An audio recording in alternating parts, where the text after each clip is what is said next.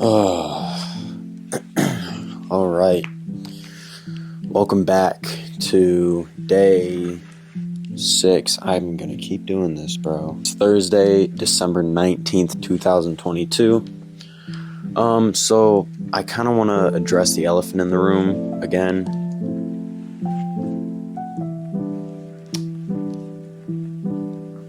So, I couldn't find my spatula again. And so I'm using a coaster because that's second best to spatula, right? Come on. So, first of all, we're going 5 days strong, 5 days in a row. We're staying consistent, and which is one of my goals. And speaking of goals, that's kind of the topic for today. I know you guys can see my light in the back. I just don't care, and I didn't feel like moving it. Anyways, so the topic of today is financial goals. So number one, being financially responsible is something that I've struggled with.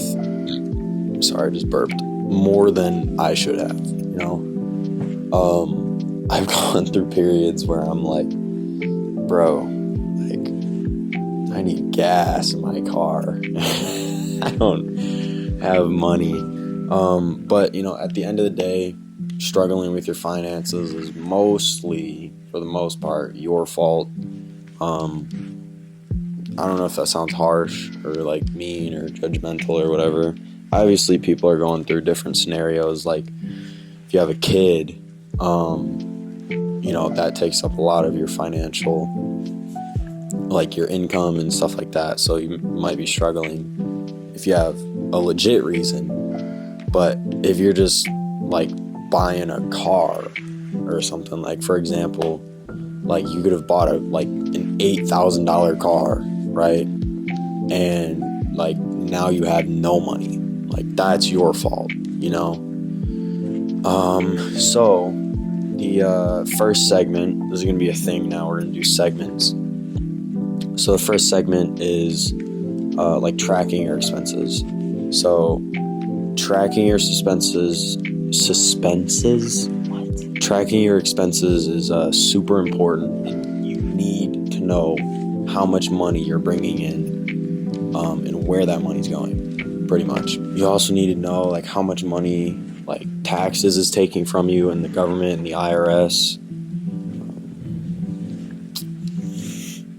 Me and the IRS are cool if anyone asks.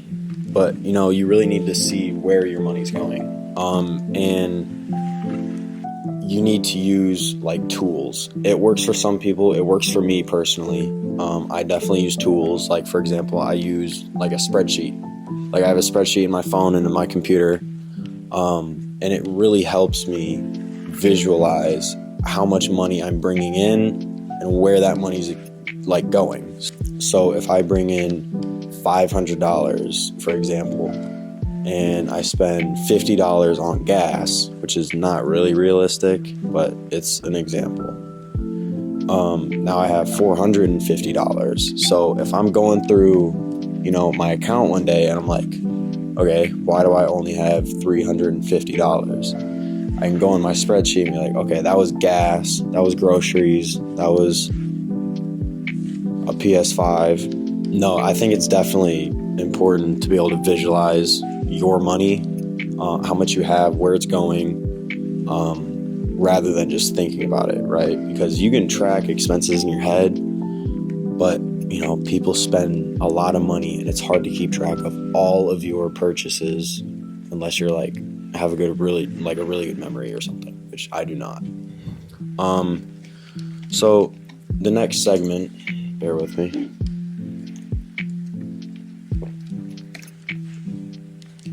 I'll be back. I'm going to clean myself.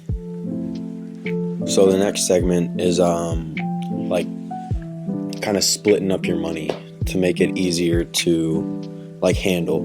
So what I personally do in my spreadsheet is I do a 50-30-20 split. First of all, I would take 50% of my check or income and put that towards rent, bills, groceries, which I'm 18 years old and I don't really have those expenses, but it's a good idea to save that money, like save it up. So when you do have to pay for rent or bills or groceries, then you already have that money. So you don't have to scramble and get all this money to be able to keep up with your rent or whatever. Which is a little different story for me because I'm going to the military and most everything is paid for. So the next one is the 30%. So I take that and I will that's for entertainment, hobbies. So I would kind of classify that so I do parkour and that's kind of a hobby. It's also my job, which I'm super grateful for. Shout out gratitude. So for example, I would buy new shoes, new parkour shoes, buy some New Balance, the 574s or Onitsuka Tigers or Vans or whatever. Most of you guys probably don't know what that means, but I do, which is why I'm saying it, because those are my hobbies. And then the last 20% I would put towards savings. You can also put that 20% towards debt. So a lot of people have debt that they need to pay off, bad.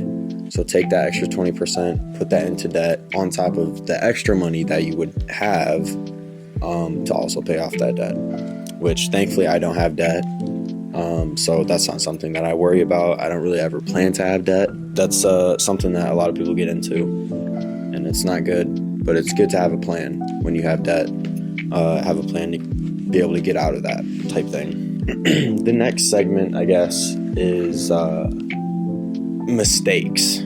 A lot of mistakes are made by everybody, including me, in managing your finances and your income and being able to save money and invest it. Investing, I'll make a different video on that, which I'm not going to get into it. Mistakes, which is what I am 1,000% guilty of, is overspending. I've gotten into so many pickles with me overspending on small luxuries. Like I just bought this MacBook, right? So that, it's definitely useful and it helps me a lot, but I'm able to afford it now and still not even have to fall back on the money that I have. But it doesn't really make any effect on me financially wise because I had enough money to buy, a MacBook.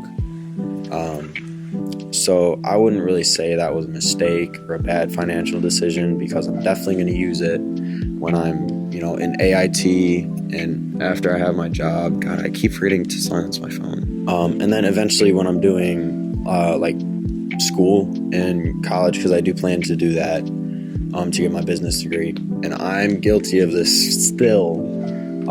So don't, go crazy on fast food, which I do. I'm a Taco Bell fiend up in these streets, boy. It's good for me to make this video because it kind of makes me realize what I'm also doing wrong. But yeah, fast food, anything on Amazon that you don't really need, like a watch.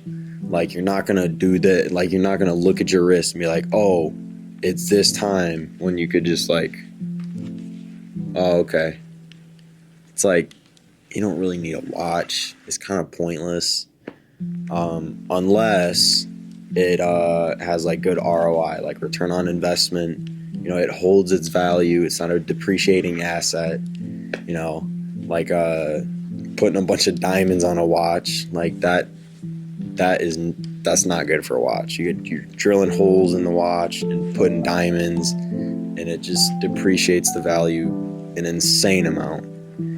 So all the bust down watches and Rollies and whatever, shout out Kai Cenat, it's just not a good idea unless you have you money.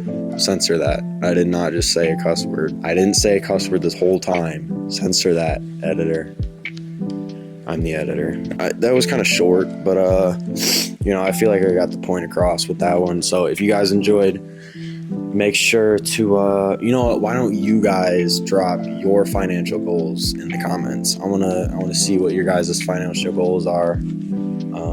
For the new year, starting now, I guess, and even, for the new year for 2025, because I definitely have goals in mind for 2025, because I'm going to be in a completely different position once I'm in the Army and making a lot more money, because once I come out of basic training and AIT, I'm going to have a lot of money saved up, because I can't really spend it on anything when I'm in training, So drop your financial goals in the comment section, and subscribe for some more advice and stuff like that. So that was